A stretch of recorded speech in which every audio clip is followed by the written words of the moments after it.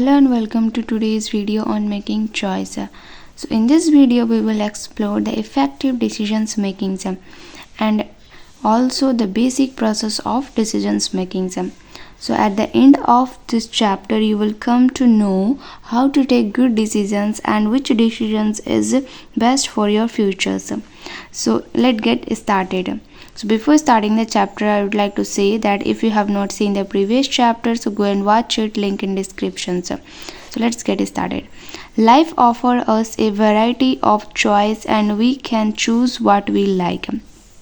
So life हमें varieties of choice offer करता है, बट हम उसी चीज़ को चूज़ करते हैं जो हमें पसंद होता है. Choice can be made in every aspect of lives, whether it is education, career, food habit, friends, etc.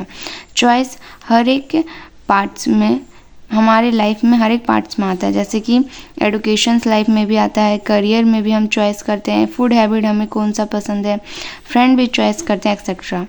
When we were kid, जब हम लोग बच्चे थे तब क्या होता था, life appeared to be quite simple. Life हमें बहुत सिंपल लगता था. Our parents made the choice on behalf of us. हमारे पेरेंट्स चॉइस करते थे हमारे बिहाफ में. They took decisions regarding our school, clothes, foods etcetera. हमारे डिसीजंस पेरेंट्स लेते थे कि हमें कौन सा स्कूल में अच्छा पढ़ाई होता है, कौन सा स्कूल हमें जाना चाहिए, कौन सा क्लोथ्स पहनना चाहिए, फूड डिसीजंस, फूड एक्सेट्रा, ये हमारे पेरेंट्स से डिसाइड करते थे. But as we grow older, जैसे जैसे हम बड़े होते गए, the onus of making choice shifted from parents to ourselves. तो जैसे जैसे हम लोग बड़े हुए तो हमारा चॉइस पेरेंट्स नहीं, हम खुद लेने लगे. Making right choice is important aspect of our life. हमें राइट चॉइस लेना हमारे लाइफ के लिए बहुत ज़्यादा ज़रूरी है. Many options are availables and we have to choose the right options. हमारे पास बहुत सारा ऑप्शंस अवेलेबल होता है, लेकिन हमें राइट ऑप्शंस को चूज़ करना चाहिए. If we take a wrong decisions, अगर हम लोग गलत डिसीजंस ले लेते हैं तो we have to face the consequences. तो हमें बहुत ज़्यादा कॉन्सिक्वेंसेस प्रॉब्लम्स फेस करना पड़ता है. If we make a choice we need to stand by it and face whether whatever come our way. अगर एक बार हम लोग उस चॉइस को ले लेते हैं, डिसीजंस ले लेते हैं, तो हमें उस पर खड़ा होना चाहिए, उसके ऊपर स्टैंड लेना चाहिए और काम करना चाहिए. Fortunately, life does offer chance and help us to rectify wrong decisions. Fortunately, life हमें चांस भी देता है कि हम उस रॉन्ग डिसीजंस को रेक्टिफाई करके सुधार सकें. We learn a lot by making mistakes. जब हम लोग मिस्टेक करते हैं तो उससे हम लोग बहुत कुछ सीखते हैं. when we make a mistakes we become responsible for it. जब हम लोग मिस्टेक करते हैं तो तब हम उस मिस्टेक का रिस्पॉन्सिबल्स हो जाते हैं. इसीलिए हमें हमेशा राइट डिसीजंस और राइट चॉइस लेना चाहिए. when we face the consequences we get an experience and we do not commit such mistakes in future. जब हम लोग एक चॉइस गलत डिसीजंस लेते हैं, गलत चॉइस करते हैं, तो हम लोग बहुत ज़्यादा कॉन्सिक्वेंस फेस करना पड़ता है. उसके बाद हम लोग को एक्सपीरियंस हो जाता है ताकि हम लोग उसको फ्यूचर में दोबारा उस गलती को ना करें. Teenage are neither children nor adult. Teenager क्या है, ना ही चिल्ड्रन होता है नॉर एडल्ट होता है, ये एक मिडिल फेस होता है. So their mental levels is more than children's and less than adult. और टीनेजर का मेंटल लेवल चिल्ड्रन से थोड़ा ज़्यादा होता है लेकिन एडल्ट से थोड़ा कम होता है. They feel they should have a say in decisions that affect their lifes. उसको ऐसा लगता है कि उसे एक डिसीजंस लेना चाहिए लेकिन दैट अफेक्ट देयर लाइफ्स, जो उसके लाइफ्स को भी अफेक्ट करे. They feel a little uncomfortable when other making decisions for themselves. Teenagers हमेशा अनकम्फर्टेबल फील करता है जब कोई उसका डिसीजंस कोई और ले रहा होता है. मतलब एज ए टीनेजर्स एज में वो हमेशा अनकम्फर्टेबली फील करता है और वो चाहता है कि वो खुद का डिसीजंस खुद ले. On the other hand some teenagers do not interfere in the decisions that affect them. दूसरे हैंड में हम लोग देखते हैं कि टीनेजर्स को पे कोई इफेक्ट नहीं पड़ता जब उसका डिसीजंस कोई और लेता है. They are afraid of opposing their parents and are not also afraid of facing the consequences in case if they take their own decisions. So it is very important for teenagers to understand the power of decisions making and also understand how it affects their lives deeply. So as a teenagers हमें ये जानना बहुत ज़रूरी होता है कि decisions makings कितना ज़्यादा पावरफुल होता है और ये कितना ज़्यादा हमारे लाइफ में अफेक्ट करता है। While taking important decision they should not gate emotionally involve. जब हम लोग इंपॉर्टेंट डिसीजंस ले रहे होते हैं तब हमें इमोशनली इन्वॉल्व नहीं होना चाहिए, हमें अपना ब्रेन का यूज़ करना चाहिए। They need to understand in depth, उस पर हम लोग डीपली अंडरस्टैंड होना चाहिए। What decisions making really means and how does it benefit और हार्म्स। डिसीजंस मेकिंग से का मतलब होता है कि वो कितना ज़्यादा बेनिफिट करेगा और कितना ज़्यादा हार्म करेगा, इस बात का भी हमें ध्यान रखना चाहिए। Decision making is a process of choosing what to do by considering the possible consequences of different choice.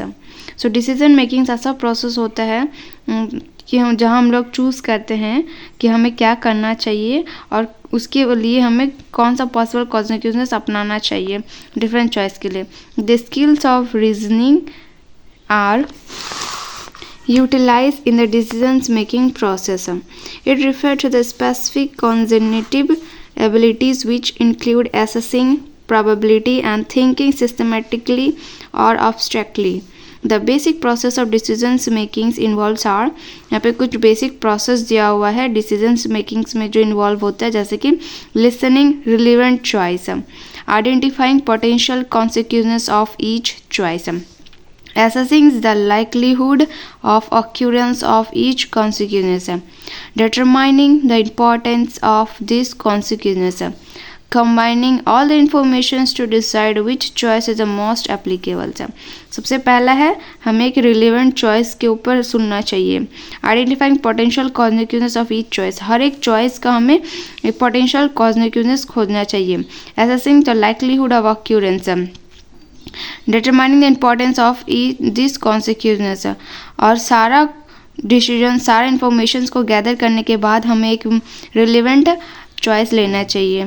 Many different factors influence the decisions makings of adolescent and adult. This include cognitive, psychological, social, cultures and societal factors. Cognitive factors refer to the mental process of reasoning and perceptions. So cognitive factors क्या refer करता है? mental process को refer करता है reasonings and perceptions के लिए। This decisions making process matures with age and experience and are influenced by the adolescent's brain develop and acquisition of knowledge. Social and psychological factors refer to those influence which our adolescents get from family, peers group और self esteem या फिर self control से जो influence होके जो decisions लिया जाता है उसको ज़्यादा प्रेफर किया जाता है। Some cultures and societal factors which influence adolescence decisions include religious belief, social economic conditions and ethnicity. No one is born with decisions making skills. इस दुनिया में कोई भी डिसीजंस मेकिंग स्किल्स के साथ जन्म नहीं लिया है। It is a skills which need to be learn and strengthened but many may not ever be preferred. ये ऐसा स्किल्स है जहाँ पे जो हमें सीखना चाहिए डे टू डे लाइफ में और स्ट्रेंथ करना चाहिए, but may not ever be perfected, लेकिन ये हमेशा परफेक्टेड तो नहीं होता है।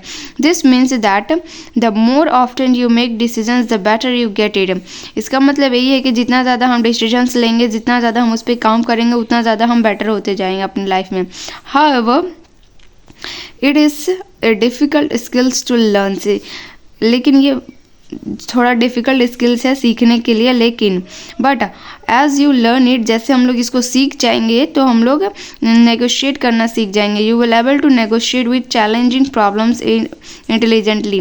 जैसे हम लोग इस डिसीजंस मेकिंग स्किल्स को अच्छे तरह से सीख जाएंगे तो हम लोग नेगोशिएट करना सीख जाएंगे, चैलेंजिंग प्रॉब्लम्स को ईजिली डिटेक्ट करना सीख जाएंगे, सॉल्व करना सीख जाएंगे। Some peoples become nervous when it come to take decisions because they are afraid that they will take wrong decisions. कुछ इंसान क्या होता है, बहुत ज़्यादा नर्वस हो जाता है डिसीजंस लेने के लिए, क्योंकि वो इस बात के लिए ज़्यादा सोचता है कि कहीं हम रॉन्ग डिसीजंस ना ले लें, बजाय इसके कि हम इस पे राइट डिसीजंस भी ले सकते हैं। Whenever you make more than one options, there is always a chance that you will make a better or a worse decisions। जब भी हम लोग एक या दो से ज़्यादा ऑप्शंस रखते हैं तो ऐसा चांस आता है कि अदर हम लोग अच्छा डिसीजंस ले या फिर रॉन्ग डिसीजंस ले। तो although you can imagine where the decisions will take you, और हमें ये भी इमेजिन करना चाहिए कि जो हम लोग डिसीजंस ले रहे हैं वो डिसीजंस हमें फ्यूचर में कहाँ तक लेके जाएगा। You often do not know how good your decisions is until a period of time passes by. ये तब तक हम लोग जान नहीं पाएंगे जब तक उस डिसीजन पर हम लोग कुछ टाइम काम नहीं कर लेते, कुछ टाइम नहीं बिता लेते, तब तक हम वो नहीं जान पाएंगे कि ये डिसीजंस हमें किस राह पे लेके जा रहा है, कहाँ तक जा रहा है, और हमारा फ्यूचर्स में इस डिसीजन से क्या इफेक्ट होने वाला है। So the moral of the story is हमें अपना डिसीजन से बहुत सोच समझ के लेना चाहिए, और कभी भी गलत डिसीजंस पे हमें घबराना नहीं चाहिए, बल्कि उससे सीख कर कुछ नया करना चाहिए और उस रॉन्ग डिसीजंस को कभी अपने लाइफ में रिपीट नहीं करना चाहिए। So that's all for today. Do like share and subscribe to watch the next chapter. Thank you.